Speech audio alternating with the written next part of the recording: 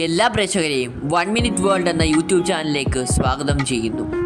ഇന്ന് നമ്മൾ പരിചയപ്പെടാൻ പോകുന്നത് കാനഡ എന്ന രാജ്യത്തേക്കാണ്.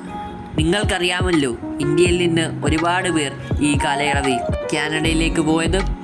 അതിൻ്റെ കാരണം കാനഡ സുരക്ഷിതവും ജീവിക്കാൻ ഉചിതമായ രാജ്യവുമാണ്. ലോകത്തെ തന്നെ രണ്ടാമത്തെ വിസ്തൃതിയുള്ള രാജ്യം കൂടിയാണ് കാനഡ.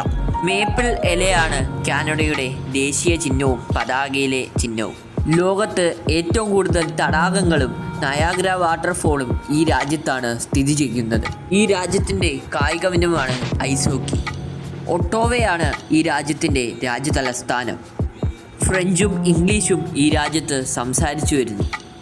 കാനഡയിൽ ശൈത്യകാലത്ത് -40 ഡിഗ്രി തണുപ്പ് വരെ അനുഭവപ്പെടുന്നു.